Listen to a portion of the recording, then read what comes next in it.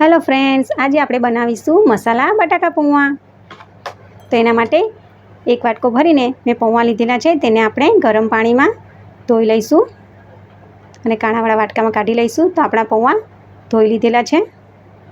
હવે આપણે એક કઢાઈ ગરમ કરવા મૂકીશું. તેમાં હું 4 ચમચી તેલ એડ કરીશ. અડધી ચમચી જીરું એડ કરી દઈશું. થોડા મીઠા લીમડાના પાન એડ કરી દઈશું. ઝીણા સમારેલા મરચાં એડ કરી દઈશું. એક વાટકી ઝીણી સમારેલી ડુંગળી એડ કરી દઈશું. બધું આપણે મિક્સ કરી દઈશું. તો આપણે બધું મિક્સ કરી દીધેલું છે. હવે આપણે એક વાટકી ઝીણા સમારેલા ટામેટાં એડ કરી દઈશું. એને પણ આપણે આવી રીતે મિક્સ કરી દઈશું. અડધી ચમચી મીઠું એડ કરી દઈશું.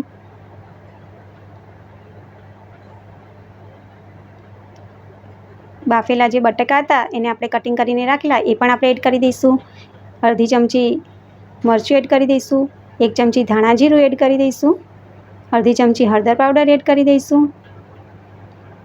અડધી ચમચી આમચૂર પાવડર એડ કરી દઈશું. 1 ચમચી ખાંડ પણ એડ કરી દઈશું. હવે આપણે બધું મિક્સ કરી દઈશું. તો આપણું બધું મિક્સ કરી દીધેલું છે. હવે આપણે એમાં પૌવા એડ કરી દઈશું.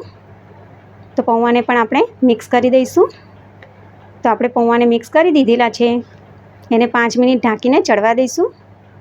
તો હવે આપણા બટાકા પૌવા તૈયાર થઈ ગયા છે. ઉપર કોથમીરથી ગાર્નિશ કરીશું. તો આપણા મસાલા બટાકા પૌવા તૈયાર છે. મારી ચેનલને લાઈક કરજો અને